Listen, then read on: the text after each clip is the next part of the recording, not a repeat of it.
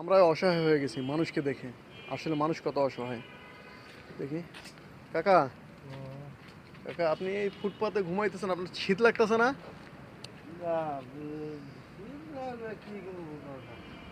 এখন আমরা একটু আসছিলাম আপনাদের অসহায় মানুষদের পাশে দাঁড়ানোর জন্য, সামান্য একটু কম্বল নিয়ে।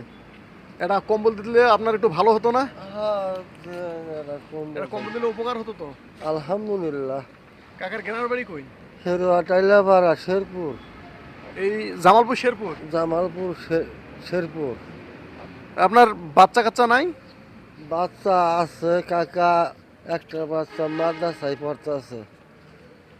আপনি এখানে কি করেন? আমি এখানে করতেছি ওই মাদ্রাসা পুরাটা নাকি কালেকশন করি। ও, এই এলাকায় লেখাপড়া করে আপনার বাচ্চা?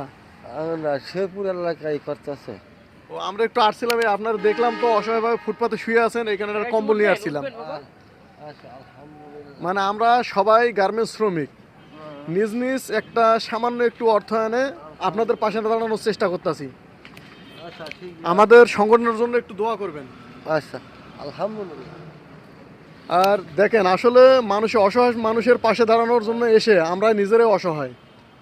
এত পরিমাণে অসহায় মানুষ, যেখানে আমরাই অসহায়। আমরা যতটুকু বেনিফিট নিয়ে আসছি এতটুকু আসলে হয় না। আপনারা সবাই লাইক কমেন্ট শেয়ার না করলে, আমাদেরকে উৎসাহিত না করলে, আমরা আরও মানুষের পাশে দাঁড়ানোর জন্য মন ভেঙে যাবে। তাই আপনারা সবাই একটু উৎসাহিত করবেন। দেখেন, ফুটপাতে আপনারা কল্পনা করতে পারবেন না মানুষ কীভাবে ঘুমায়। আঙ্কেল, আমাদের সংগঠনের জন্য একটু দোয়া করবেন, আচ্ছা, ঠিক আছে, দোয়া করি। যেন আমরা আরও মানুষের পাশে দাঁড়াইতে পারি।